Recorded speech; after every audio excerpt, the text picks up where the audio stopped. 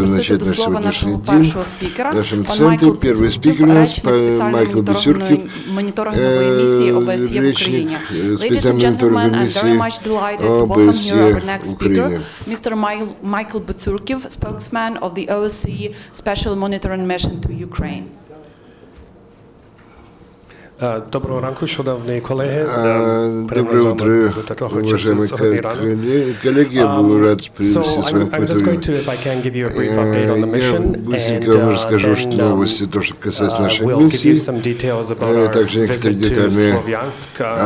детали нашего последнего визита в Славянск за последние 2 часа. Первая миссия, это должна была быть наша поездка в Славянск, поскольку он стал достаточно такой горячей точкой. Это июля мы там были, и наш основной руководитель в Вене будет давать свой брифинг давать по отношению к нашей миссии, работе нашей миссии. Мы продолжаем поддерживать наше достаточно плотное пребывание в Украине, включая Восточную область Украины, Луганская и Донецкая область, где примерно 300 у нас мониторинг, те, кто занимается мониторингом гражданских лиц. В Донецке мы возобновили наше ежедневное патрулирование. В понедельник они проехали от Донецка до Мариуполя, как я уже говорил вчера. Мы были в Славянске. Конечно, мы теперь ждем того дня, когда мы сможем полностью возобновить свою миссию в Восточной Украине. Для того, чтобы это произошло, нам необходимо сдвиги, должны, чтобы не было там оружия, должно быть, чтобы блокпосты исчезли, мы должны возобновить свободное перемещение. Опять-таки, для того, чтобы, как вы понимаете, основным вопросом для нас и задачей обеспечения безопасности наших сотрудников, представителей ОБСЕ. Мы, естественно, мы очень рады были возобновлению переговоров мирных, но в то же мирних консультацій, проте ми fact that Donetsk is one of the most densely populated areas of the country, and it's important to underline that in large urban centers such as Donetsk and Luhansk, there are large vulnerable populations, including many children. So any kind of operations should take this into account. On the peace plan, we await further clarity and details. Hence, it's difficult to talk about an expanded role at the moment for the special monitoring mission, including border monitoring, though, of course, we stand by ready and willing to perform the tasks asked of us. Owing to the nature of its mandate and reporting tasks, the mission inevitably takes risks. However, comprehensive monitoring is not possible in a period of conflict like this. Now, on the visit to Slovyansk yesterday, as I said, we were the first international organization to come to Slovyansk since it was freed on July 5th. It was basically a 6-hour visit. And what we found was there was no electricity in the town. The city has suffered a total blackout since June 6th, so that's pretty much a month now. We're told that electricity will be restored from July 9th. Only 3 offices in the building of the city hall had electricity, and that was provided by a generator. And we also found that there was basically no city water supply. The city center has been partly looted. All shops and services in the immediate perimeter around the city hall are closed and barricaded. ATMs are not functioning, hence it's difficult for people to get money. And we found only 1 fruit shop opened. The city basically resembles a ghost town. There are few people on the streets. There's an overall feeling of calm, emptiness, and perhaps even abandonment. The inhabitants that we observed looked quite weary. And we also saw a fair amount of evidence of artillery or mortar shots, and isolated cases of shelling of housing flats. So there was signs of indiscriminate firing. So бачили, що дійсно we're also відбувалися told такі, that actually we observed that there's active cleaning of the city going on by employees of the Ministry of Internal Affairs. For example, sandbags that have been piled up to block off access are being removed. So we are returning to Slovyansk again today. The team that went there yesterday took the northern route, and my understanding is we're taking the southern route into the city today. And again, reminder that the reason we're on the ground here in Ukraine is to establish the facts, to report on them, and when necessary to also facilitate dialogue. So thank you for your attention. I'm happy to take any questions. Thanks a lot, Michael. Колеги, запитання, будь ласка. Do we have any questions? Any questions?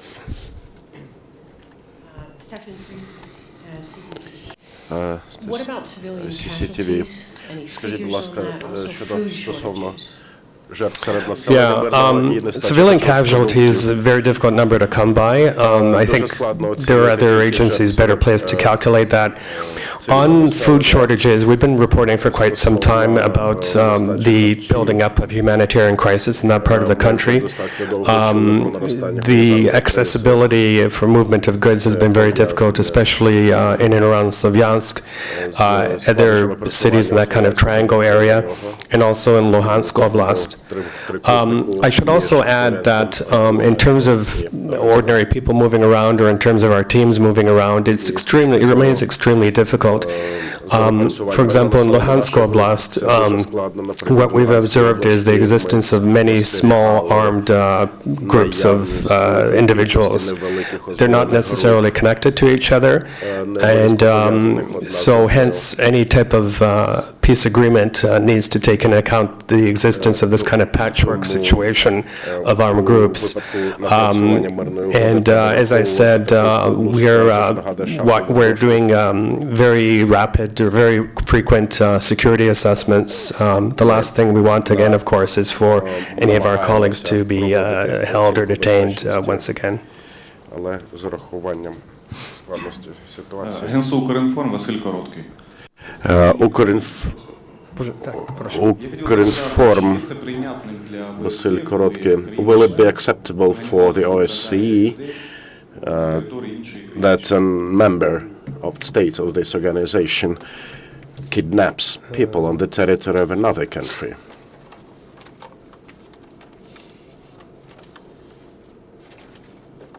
Michael, is it okay if the OSCE member is involved in stealing people on the territory of the other OSCE member country? I'm not sure what quite that question means. If you could maybe elaborate. Ну, да, власне, я хотів почути відповідь і запитати. Actually, I'd like to hear the response. Actually, I'd like to hear the assessment by the OSCE, the kidnapping of a Ukrainian female officer that ended up incarcerated somewhere in Russia. How the OSCE would evaluate the fact. Okay. Yeah. In terms of specific cases of finding people, of tracing, once again, we're a group of monitors that establish facts and we report, unflinchingly, I should add. In terms of tracing people, I know that, for example, when we hear things, we sometimes refer to the International Committee of the Red Cross or to other agencies who are better placed to find people. I should also point out that our numbers in the east, because we've had to reconfigure, is a bit thin at the moment. So doing any kind of that type of investigative work is very difficult. But I think as our numbers grow, as the security situation improves, we'll be better placed to report even further facts on the ground. So. We have one more question, Michael. David, from the New York Times. Could we just go back to the point you made about the patchwork arrangement? Obviously, the OSCE Скажіть, is от part of ви the contact talks. казали Are про таку you ситуацію, як saying шахова the facts you're дошка з finding точки on зору the ground suggest that строкатості you don't know who ситуації з folks should be безпекою і negotiating with, and небезпекою? in fact, it's very difficult to come to talk now because Чи не складно говорити про можливості мирного врегулювання за наявності такої великої кількості роздрібнених, незалежних часом одне одного?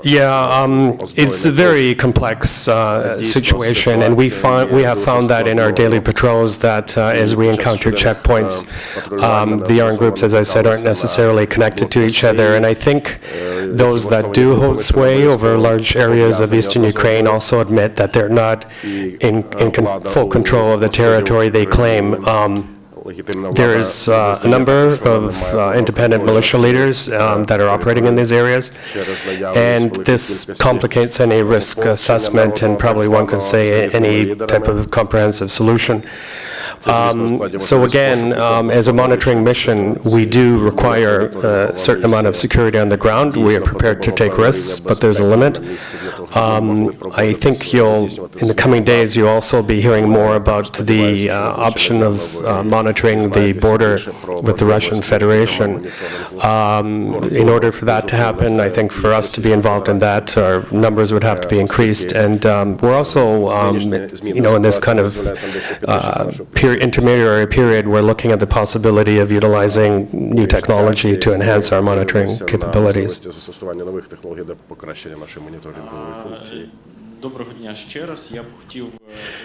Good morning again. I'd like to come back to the Ukrainian military plane officer, Miss Nadezhda Savchenko. Are there any chances for the OSCE to extend the hand of help? And how would you elaborate on the mysterious way that she ended up in Russia? Right now is only on the territory of Ukraine. We are here at the invitation of the Ukrainian government, so any investigations or observations beyond the border for us is not possible at the moment. But in the past we've been here almost 3 months already, and when we do hear of certain reports or cases, whether it's people or whether it's buildings being occupied, as long as we have access, we can go to those areas and report on them. So.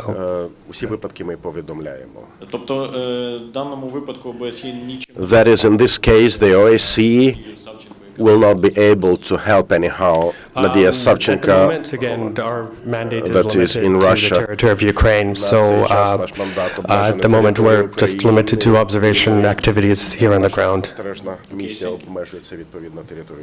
Remind that Michael here represents the special monitoring mission, and the keyword is monitoring. So it's all about monitoring and taking actions. Michael, one more question from me on the moderator. Just can you share with us any insights on this second report that Mr. Apakan, the chief monitor, will represent more of in Vienna?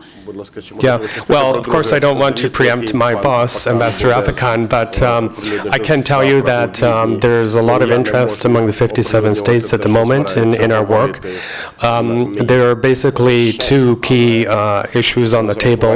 One is whether to increase our numbers from the current 300 or so to 500, and then the other, of course, is this decision will be taken soon to extend the mandate of the mission another 6 months. At the moment, our mandate is up to the end of September, but it could be extended another 6 months. And I think you can gather from what I've told you in this situation that there's still quite a bit of work to be done on the ground.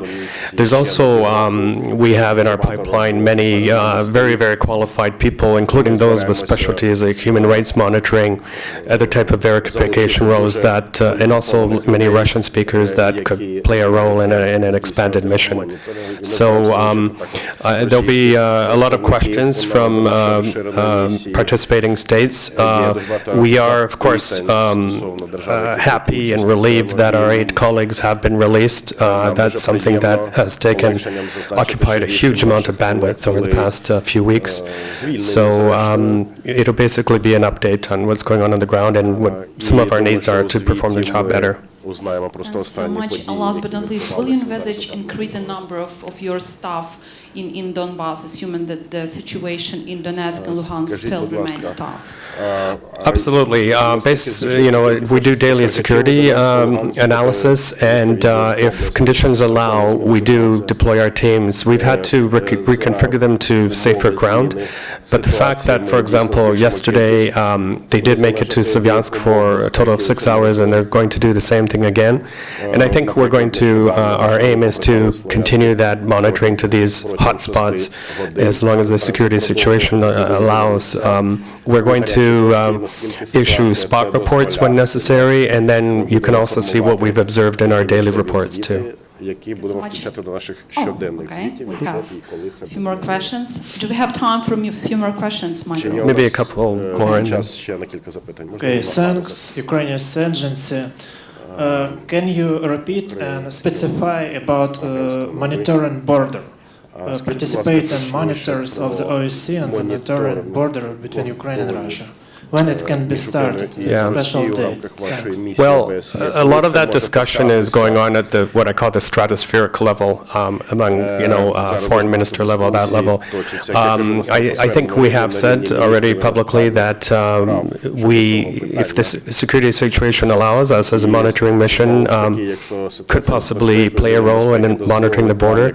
But again, I think it would take at this point more individuals, and then I think for that type of work you need specialized individuals as well with specific observation skills. And I can't get into too much detail, but there's also the possibility of utilizing new technology to better observe border areas. Last question, please. Росія скликає зараз екстрене засідання постійної ради. Russia is about to call an extraordinary meeting of OSCE member states. Do you have comments on that? And in its draft resolution, Russia demands the withdrawal of the Ukrainian troops from the east of Ukraine. Do you think that Ukraine has to comply and withdraw its troops from there? I saw that request by the Russian Federation in the media as well. We wouldn't be involved in that level of talks, but of course we are keeping an eye on that. And then on the second question, again, we don't take policy positions. We're a monitoring mission where we report what is going on the ground. And I think from what I've told you about what we've seen in Slovyansk is you're seeing very impartial, objective reflection of what the situation is there. So that's basically the kind of parameters of our mandate. Thank you very much, Michael, for a crispy and accurate update, and we are very much looking forward to meet you here again with the new Thank you very much. Сподіваємося ще раз Thanks. побачити в вашому центрі. Дякую.